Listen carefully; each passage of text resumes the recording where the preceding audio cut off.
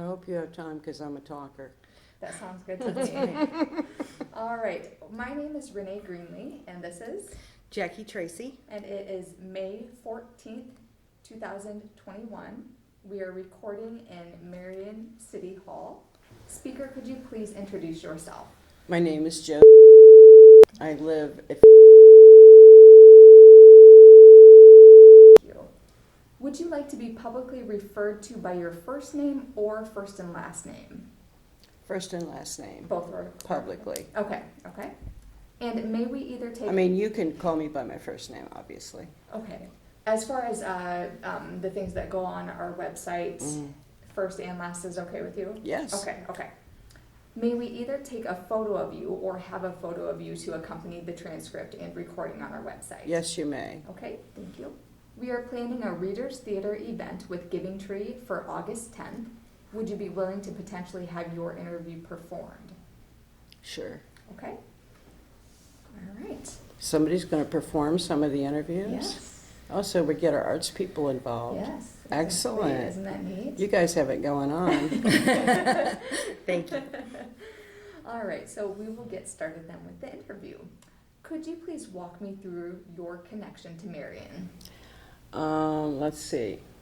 I moved into Marion, I want to say 2010, but it might have been 2010. Before that, I lived in Cedar Rapids. When I retired from being a university professor, I moved out here. Anything else you'd like to say about your connection to Marion? That's the only connection I have. Okay. I have no family. Okay, all right. At least none in Iowa. Okay. Could you please walk me through the morning of the Derecho? Okay. That morning, I had a doctor's appointment. And I had just come out of the doctor's appointment, started up the car, and I always have NPR on my radio. And was pulling out, and I was planning to run a quick errand on my way home, but then got this emergency alert on the radio saying, get to a safe place. And luckily, I was only a couple blocks from home. So I got home. I live in an apartment building. And got in the building, and I probably wasn't in, and then I stood at the window. I happen to love storms. I'm not afraid of them. And plus, in a crisis, I'm the one who's calm when everybody else is freaking. So that's just how I am. And so I like to watch a good storm. And I thought I could watch this one. And I was maybe in there 2-3 minutes max, and the storm hit. It hit on the opposite end of my building. So I live in the front, and it hit the back of the building. So I was looking across the street, wanting to see the storm, how it dealt with the neighbors. And it was like watching a washing machine. That's all you could see was just water. And it was, I had thought it would be a brief storm. Didn't know it was going to be actually 6 derechos in a row.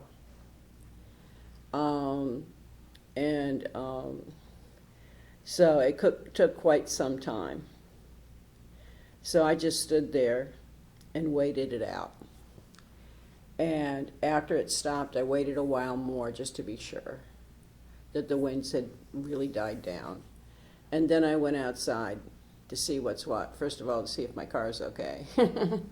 And to see how the back of the building did. And there was some damage to the back of the building and some roof damage, but there was hail before that, so they knew they were going to have to replace the roof anyway. But across the street, there wasn't a fence. People who had decks lost chunks of decks. Trees were sheared off everywhere, and trees in the street. And it was pretty impressive, the damage. You couldn't go down our street that day. Some of the people who lived in our building did come back when they could get back through the streets. The guy in the apartment next to me said it took him like 4 hours to get home from work. And he got to see a lot along the way. Some people didn't come back at all. They went probably to stay with family or something. And so that was day one. I'm just going to check my notes for a second. We lost electric, internet, and cell service. So it was a lot like being marooned. And because I have Asperger's, I have certain routines I do so that I don't be anxious. And my access to those routines was effectively cut off. And so I don't know if you may not have another Asperger's in your set, so be thankful I'm here. Please give me praise. Anyway,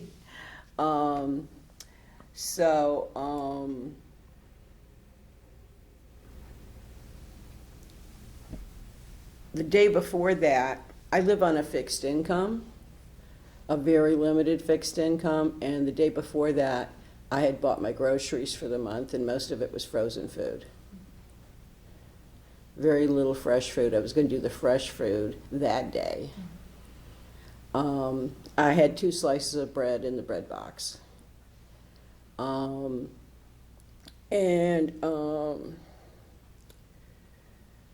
When my neighbor finally got, so I sat and I read. I have a Kindle and I have some books in the house. Of course, but they're books I've read a million times. When my neighbor got home, he brought over a tiny little battery-operated camp light so that when it got dark, I would have something, which is good because our apartments are like little caves, and the bathroom is really a little dark cave. So that was a help. I made a peanut butter sandwich out of the 2 slices of bread. I didn't have any fresh fruit yet because that was one of the things I was going to pick up. And drank some milk and drank a Coke while it was still cold. But I tried not to open the refrigerator at all. Our refrigerators are really cheap and thinly insulated. So I didn't want to open it any more than I had to so things wouldn't spoil. I sat there that evening and tried to read with this little lamp. And I have partial cataracts, so glare is hard for me. And I read for as long as I can bear to with that little lamp, and then I gave up and I just went to the bed. It was very hot and humid in there, and very hot and humid outside. I had tried going out on the side to get a breath of air, but we weren't getting any cool breeze that evening. So I just stayed in the apartment, and then I went to bed and I just laid in that hot bedroom and waited for sleep to come.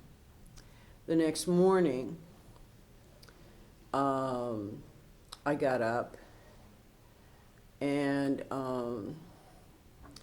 had peanut butter crackers for breakfast, I think.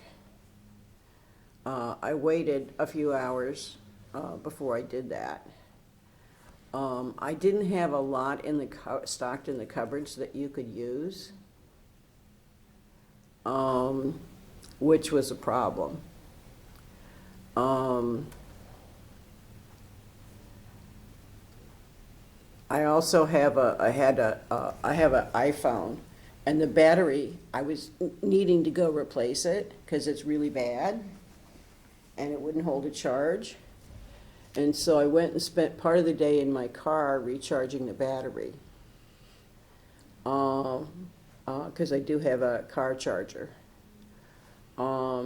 But even with all the windows down, it was real hot to be in that car for hours trying to charge the battery. But on the upshot, at least from the radio in my car, I could find out what was happening in the rest of the world and if help was coming. Didn't hear anything about help coming. Let's see. Do you mind if we step back a little bit, Joe? Go if I ahead. ask a few You can stop and questions? ask me some Okay. more questions, yeah? Thank you. I was curious. You said you enjoy storms. Mm-hmm.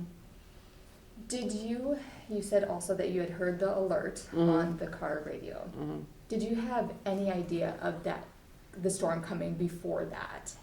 No, none. Okay. There was no warning. No warning, okay. No, I had no clue we were going to get a storm that day. Sure. And I wasn't dressed for a storm. Yeah. Yeah. So I'm glad I got home in time. Yes. But yeah, but because of my orientation towards storms, I wasn't afraid the way other people was afraid. Mm-hmm. Mm-hmm. And because in a crisis, I'm the calm one, and I take care of everybody else. You know, Sure. I was trained that way as a child. Yeah. When you made it to your apartment, this is before the storm, correct? Mm-hmm. Was there anyone around or? No, most people were out to work. Okay. Okay. My building is attached to a second building, and I knew that I'm 70, and I knew that there was a lady who's closer to 90 that was home in hers, and she was on the side that was getting hit. And so it must have been pretty frightening for her. Mm-hmm. But in that aspect, it was, I was just interested to see what was going to happen, and I didn't think it would take very long. Since it was such a fierce storm, it usually doesn't last. It'll blow itself out, is what I thought. So, and I certainly didn't think it was going to take half the tree canopy in the area. Right. So that was the day of the storm. It was just, making time go. Yeah. In the heat and the humidity. Right. I didn't have any ice in the freezer. The freezer was packed with food. Okay. So, I couldn't use ice. I couldn't make myself a little swamp cooler or anything to try to cool off with. So you just grin and bear it. So the next day, as I said, I was charging my phone, but couldn't get a signal anywhere. And that was not a complete surprise. But at least I wanted the phone charged so that when I could finally get a couple bars, I could call friends and tell them I was okay. Mm-hmm. I'm from Michigan, and my daughter and granddaughter live in Florida. My best friend lives in Florida. I have friends in Alabama, Puerto Rico, a family in Ohio, a sister in Michigan. And I figured they would know what happened and would be worried. And did they? No. They're going, you what? And even when I described it to them, they didn't understand really. Mm-hmm. I tried to tell them this is basically an inland hurricane.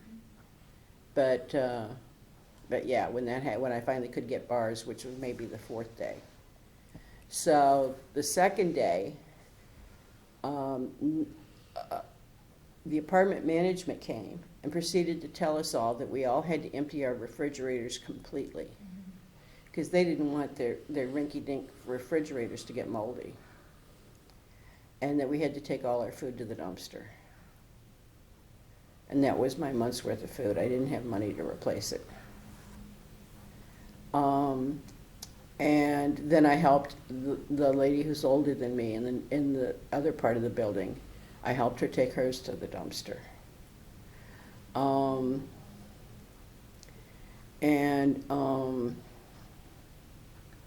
Later in the day, some of the guys with more heavy-duty trucks were able to get around a little bit and then come back and tell what they saw. But they said it really still wasn't safe to try to drive down our street, and it wasn't. Our street had a lot of trees. Our complex, which is 5 or 6 buildings, has no trees. So in that way, it wasn't affected, although there's a tree way back by the dumpsters, that's it. But just what I could see from the front yard was pretty impressive, what it had done to the neighborhood. Like I said, you couldn't see a fence anywhere. Decks were tore up. When you were told by the apartment complex people to empty out your refrigerators, did they have any suggestions for resources to help you out? Thank you so much for that question. The answer is absolutely not. All they were concerned about was their little rinky-dink refrigerators. They didn't come to see if we needed help. They didn't suggest ways to get help. And they left quickly before you could ask. They just, posted things on the doors, and I happened to see the woman when she was posting the thing on the door. And a day or two later, somebody from management came back and emptied out the fridges of people who hadn't returned. I think it was probably another day, maybe one day later, so that those fridges wouldn't get moldy. I didn't have an ice chest, so even if I could go get ice, there was no point. And they told us absolutely do not put anything back into the freezer or fridge. So,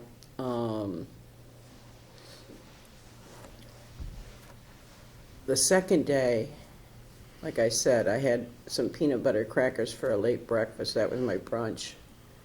And drank a warm Coke.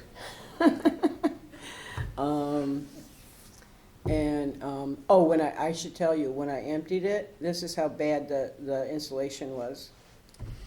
I had bought a big thing of frozen yogurt, and what I now had was a frozen yogurt drink. Oh.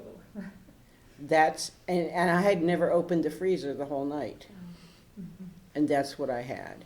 I opened it to see, and it was just completely liquid. So they should worry about those stupid refrigerators. Anyway, but they weren't worried about us. And then they never came back again. Now, we do have an on-site maintenance guy, and I will tell you a little bit about him later. Who did help you with food resources? Was there anybody who did? Well, I didn't eat for, after the peanut butter crackers. That evening, I spooned what was left of the peanut butter out and ate it with a spoon, because I was out of crackers. And that was what I ate day 2. Okay. I don't think I had any food day 3 to eat. And I don't know if it was day 3 or day 4, but I'm leaning towards day 4. I really should have looked it up, because it was a memorable day.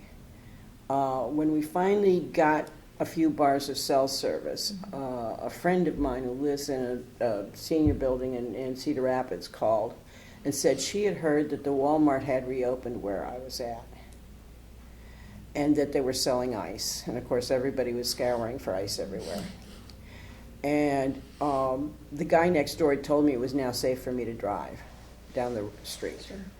And so I had a safe way to get to Walmart, which was only a couple blocks. She asked me would I go there and see if it was open and if people were coming out with ice, and let her know right away, and she'd drive over and get some. I had no reason to get ice. So when I got there and saw it was open and I saw people coming out with bags of ice, I started looking for a parking spot. And this woman pulled her monster truck out into me without looking. She said she didn't see me. She had 3 mirrors and a backup camera. And she told me what had happened was that she didn't live very far away, and she'd heard they had ice. So she jumped in her truck and rushed over there. And when she stopped her truck in her parking spot, she realized she didn't have her wallet, which is why I didn't see any backup lights till she was on me. Okay. And why she never looked at her backup camera or her mirrors. So I called a cop, even though it's a parking lot accident, to get an unofficial report. Were you in your vehicle at this time? I was trying to find a parking space. Okay, I so was you were still- crawling, I just I wanted was to confirm crawling that. down the aisle. Okay. And luckily, she only hit where the front bumper is attached on the passenger side, and undid that and did some other damage, as we found out later. But all I could see was that it detached my bumper on one side. And she was very nice and Christian while we were there. That changed when she talked to her insurance adjuster. She admitted her fault. She told me what she did. the cop came, and it was a lovely woman, policewoman, who said, this is the nicest accident she'd ever come to, because this woman and I were laughing and joshing and goofing, and I, you know, it's a detached bumper. It's not the end of the earth. Women have a different attachment to cars than men do. My concern is, do the wheels turn? Cosmetic stuff, like I actually care. So that's what was going on there. So I got the police report. I called my friend and told her there was ice. And I carefully drove my car home. And I called my insurance guy, and he said, don't drive it more than a couple blocks at a time, because gravity's already working on it, and you don't know but what the shaking of driving it will make it worse. And of course, none of the places that fixed cars were open because nobody had electric. Right. No, and many of those places didn't have, their landlines weren't working either. So he said, you're probably going to have to wait to find somebody.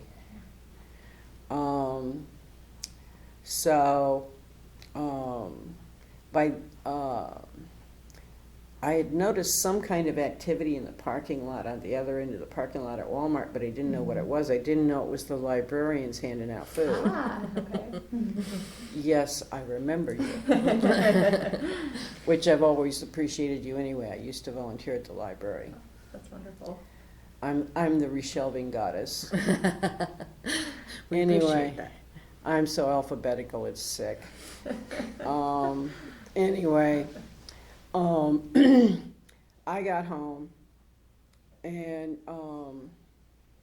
now that I had cell service, I proceeded to call loved ones to let them know I was okay, and they didn't have a clue. They didn't see anything on TV.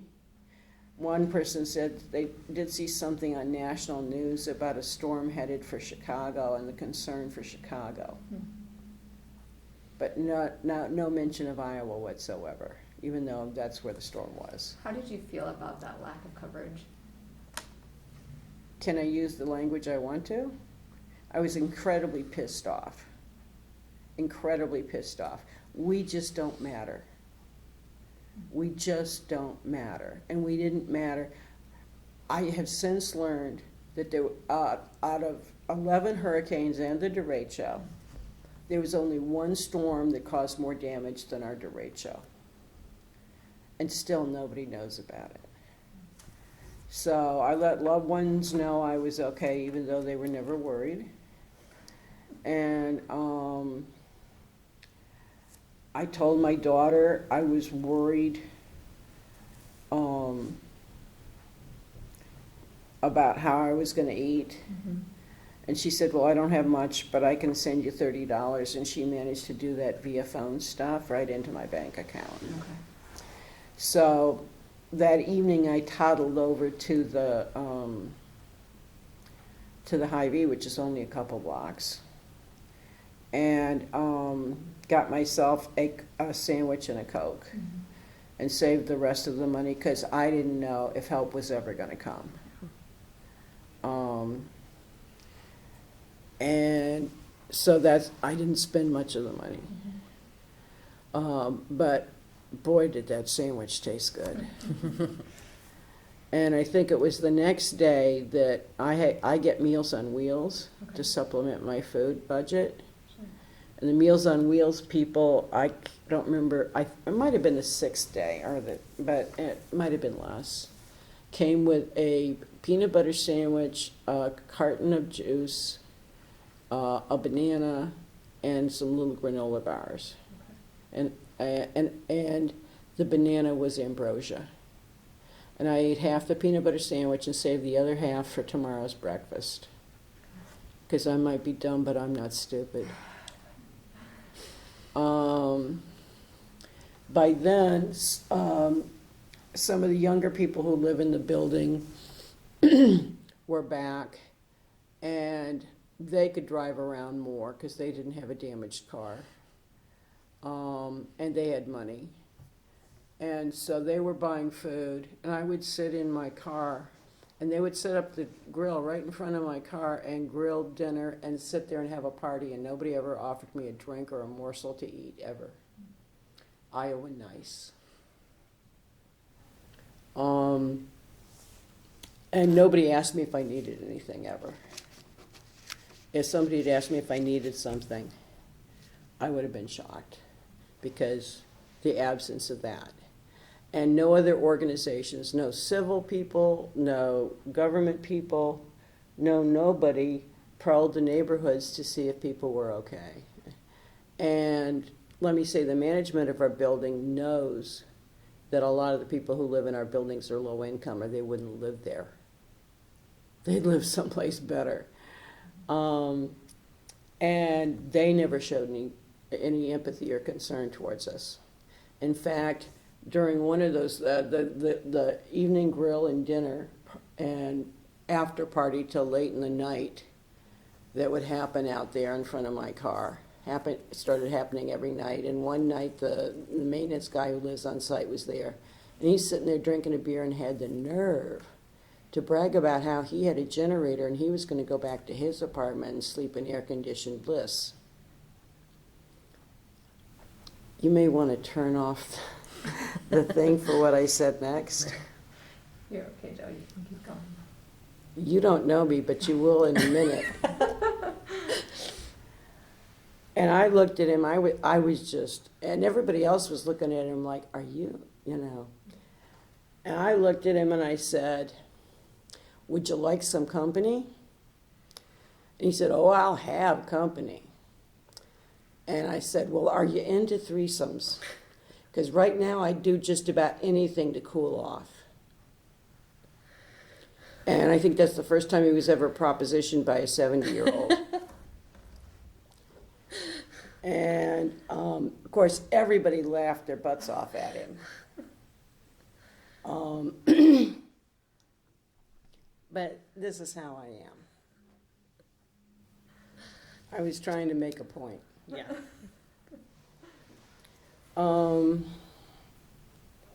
So, every day it was this routine of spending hours in the car charging the battery. I got a partial sunstroke one day from being in there that long, and a full sunstroke another day. And luckily, my friend in Cedar Rapids is a retired nurse and diagnosed it for me and told me what to do.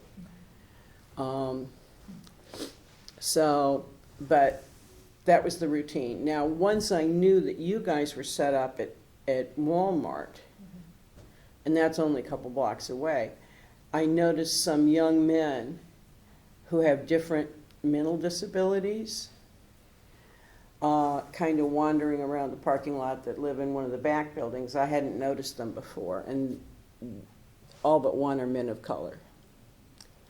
And it was clear nobody was helping them. And so I said, would you like to go every morning and see if we can get in this line and get you some food? And they said, sure. But by the time I could get them in the car every morning and get over there, all that was left was ice and bread. The last day we went, there were 4 MREs left, and there were 3 of them and 1 of me, and I let them have all 4 MREs because I didn't know where their next meal had come from, and I didn't know what they'd been eating in the meanwhile. And my neighbor told me, after I did this once, that I shouldn't be driving them around. Or no, when he was standing there when I told the guys I would take them, and after they walked off, he said, you shouldn't do that. And I said, why not?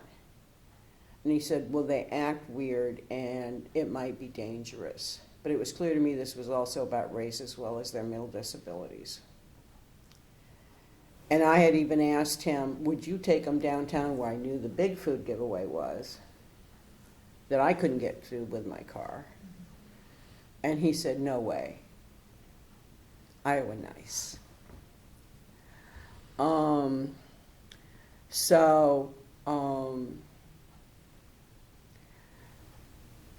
I called around to check on other friends, and let me just say, my religious community, which I'm not going to identify,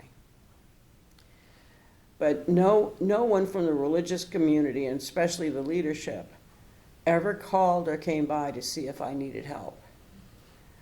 The friend in Cedar Rapids is also part of that religious community. So when she would talk to me on the phone, she would tell me what she knew about who'd had, tree damage on their homes and, who one member lost their condo completely. And so on. And I said, well, where's the leadership? Has anybody been called you or been by to see how you're doing? Luckily, she has family in Monticello or Anamosa, I can't remember which. And so they would come and bring her stuff and what have you. And if she wanted to, she could go back with them. She lived in a senior building with elevators. She has really bad knees. And of course, with no electric, you have no elevator. So that was her main problem. But she told me that her daughter had brought her an ice chest and ice and stuff so she could take the food out of her freezer and put it in the ice chest. And she said, I'm trying to organize an ice chest for you. And I think it was maybe the 6th day or the 7th day I got the ice chest. And she and her daughter brought it and brought ice and some fresh food and drinks and fresh fruit. At which point I thought I was in hog heaven. I mean, I just couldn't even believe the bounty of having, So they're the only ones who helped me, but nobody from our religious leadership helped. Which I'm pretty sure is the opposite of what should have happened. I read some scripture, and that's my guess. So I asked, well, what are they doing? She said, well, they've been helping their neighbors clear brush out of their yards. And I said, such a middle-class problem.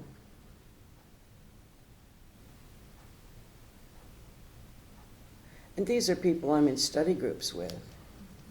And they know my situation, and they know my friend's situation.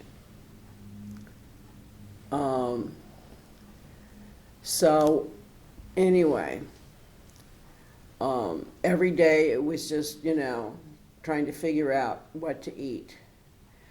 After I had said a thing or five to my friend about our leadership, the wife of the leader the next night showed up. This would have been day 6 or 7, I think day 7. Showed up with a 4-course meal, which was leftovers from the dinner they had that night. And it was heavenly food. She's a heavenly cook.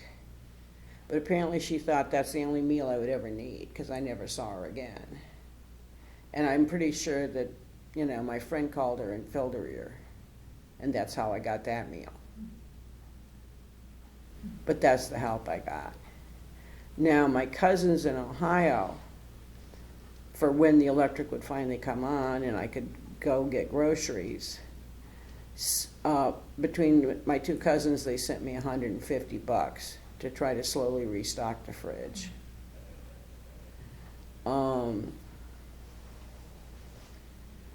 What haven't I told you about? Do you have other questions that I haven't? I think you talked a lot about your experiences that day and the few days after. What about the months after, even like today? Are you still affected by the storm? Yeah.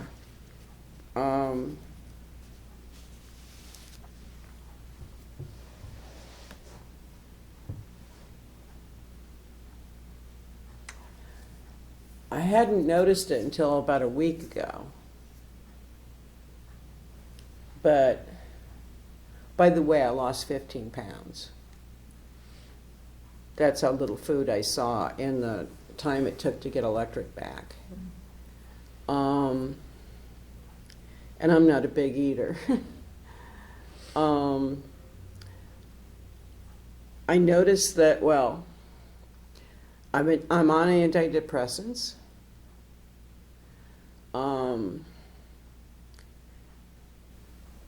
I have depression and anxiety over food. When we finally got internet back, which was, I think, let's see, it took us 12 days to get electric.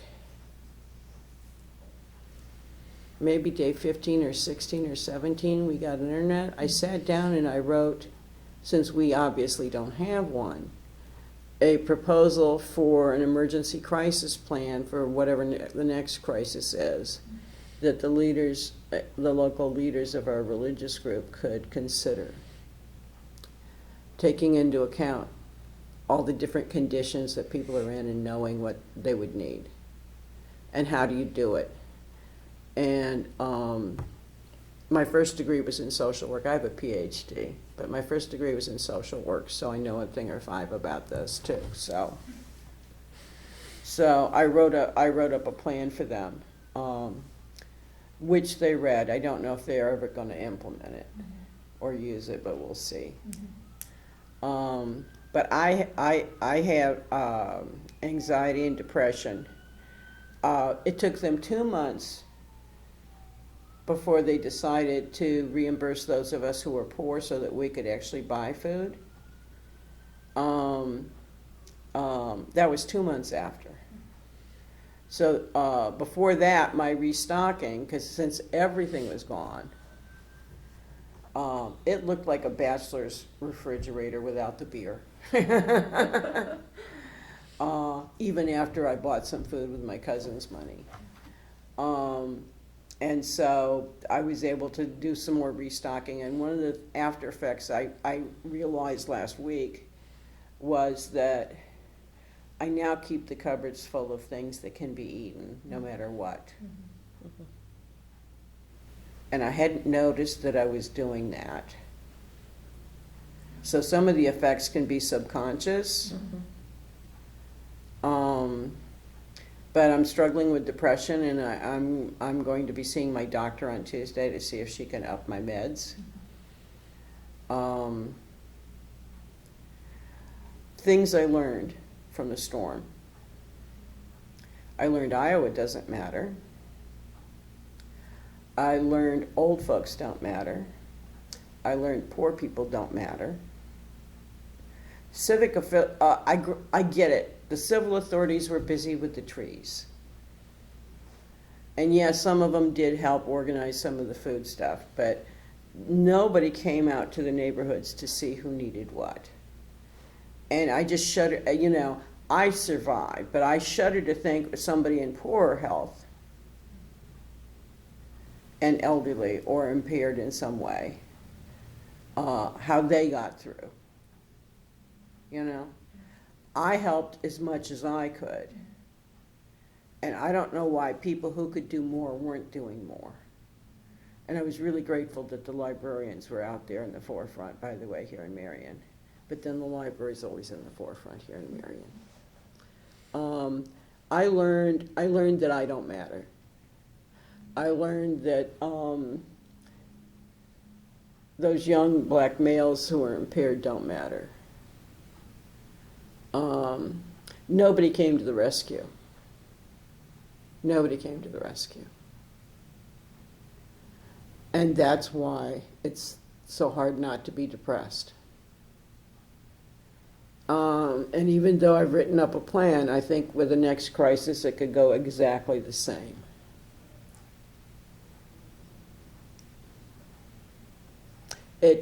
I was lucky, by the way. I managed to get my car fixed in October. The first place I called, that my insurance guy said to call, when they finally, a couple weeks later, were answering their phone, said, okay, we'll put you on the list, but they never told me where I was on the list. So a couple weeks later, I called back and inquired. I said, I'd like to know where I am on the list. And she said, what's your name? And I told her, and she waited a while. And then she finally goes, well, you're on the list, which means she didn't want to tell me that I was 347 or something, And that's when I decided I will not be fixing my car with you. And I hung up on her, and I found a place here in Marion that could take me in October, and they were brilliant. So, and they're not a big name like this other place.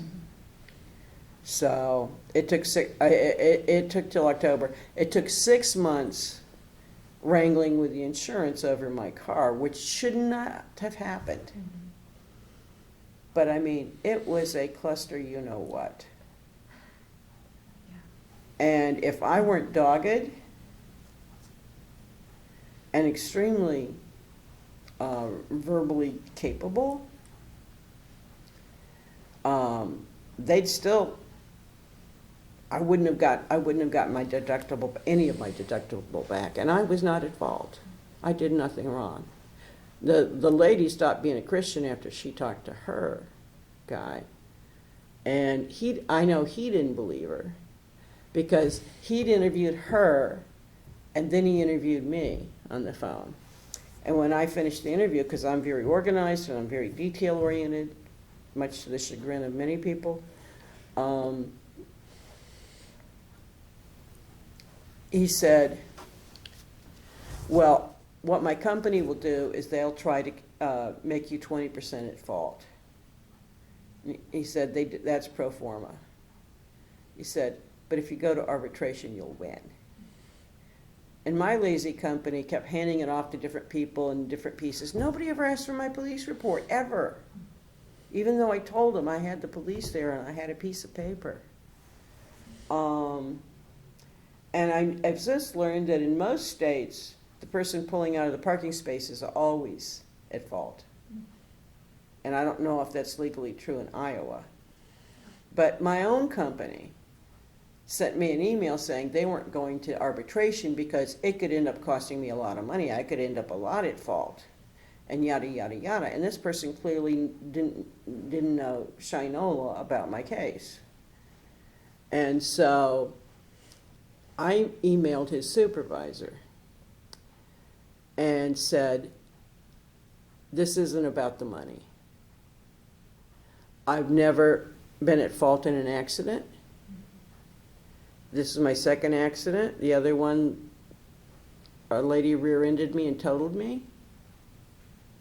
I don't want that on my record. And it's the principle of the thing. And if you're too lily-livered to do anything about it. So a couple days later, I got a call back from their adjuster who'd interviewed me before, and she says, you know what, you may have been very, and this is why I'm telling you this long story, you may have been very affected by your derecho, which she remembered me explaining about the derecho, and maybe you didn't get your story out the way you'd like to, so tell me again. Bim, bam, boom, what happened? Describe everything. And I did. And she said, police report. I said, this is the first time any of you finally clicked on that little piece of information, because nobody's ever asked me for it. Mm-hmm. So I scanned it and sent it to her, and everything got taken care of. Mm-hmm. But again, I'm sure there were lots of other people who were similarly affected, and if they weren't dogged and pursued their rights, got screwed. Mm-hmm. Would be my guess. But yeah, I found out that we don't matter. And Iowa Nice is something they like to talk about on the news all the time. And people who've never been anywhere else probably believe there's something extra special about Iowans. But I've lived in Iowa for 16 years, and I have yet to see any Iowa Nice. And I certainly didn't see any during the derecho. Except for, the one service I could get to, which is what you guys did. Mm-hmm. So, and I remember when we'd go through the line, you'd apologize for the fact that it was just ice and bread by the time we got there, mm-hmm. which I thought was very sweet. So, I don't know what I've missed here. I just have one more question. Okay. You have talked about being a storm lover, and I want to know, are you still after a derecho, or has I'm your not view frightened of storms. changed? I'm not frightened of storms. I'm never going to be frightened of storms. Mm-hmm. When there was a tornado nearby, my mother would send me to the corner gas station for batteries for her radio in the lashing storm. I once had a tree come down in front of me. Okay? Mm-hmm. So I'm not afraid of, And plus, I used to do death and dying social work, so you have to be very in touch with your own mortality to do that. You know. So BFD, I like storms. I like to watch Mother Nature do her shit. I really do. I'm like, go, lady, go. Jackie, do you have any other questions for Joe? The only one is that you referenced that like 2 months after the derecho is when you received some reimbursement for the food. Who was that From my religious organization. Okay, that's where and, I thought and they that are I wanted prosperous. to- And they are prosperous. Okay, I just But it wasn't took sure them who that that long. was. Okay. They were having a hard time getting together to meet because of their own little concerns. And I understand that. But still, this was a crisis. Yes. So I'm now in the habit of eating twice a day, not 3 times a day. And I keep the cupboards full, not the freezer. Yeah. Yeah. Yes. So, but you know, I only cared to do this interview because I knew I could shed some light on things that would have happened to the elderly, things that would have happened to the poor, things that would have happened to those who were disabled in some way. And those are the people that got ignored the worst. People who had transportation and could get down their streets and could get downtown to get the food boxes and to other places. I had heard that the National Guard was going to be doing something. We never got anything from them. I saw them doing trees, and it's still depressing to see all these just blasted trees. Even though most of the blasting has been cleaned up, I mean, just the naked arms. Yeah. Right. I mean, it's made it easier on my tree pollen allergies, but on the other hand, I'd rather have the canopy. Yep. So, I mean, this was a beautiful, beautiful city. And so was Cedar Rapids with all those trees. So, and I will leave this with you in case there's anything I didn't get to because I went off on another tangent. That's okay. But We very much appreciate your perspective on this. It was wonderful Yeah. to talk to you. well, it's nice to be listened to. Believe me. If there's any quotes in there that we would like to use on the oral history side, is that I okay? got no secrets. That's Okay. with you? I just wanted to confirm. You can ask anybody who's ever been my student. When they were being understated, they say, well, first of all, you got to understand about Dr. D. She's blunt, but she's also funny as hell, so you can deal with her. Well, Joe, there is a sheet of resources if you'd like to take that with you. And Thank you. again, we very much appreciate your time and your perspective. It was- Oh, by the way, Meals on Wheels did come a second time a week later with another sandwich and banana and stuff. Okay. And each time they were chagrined that that's all they could do. And I told them, no, you have no idea how grateful I am for the peanut butter sandwich and the banana and the granola bars and the juice. And, so, Yeah.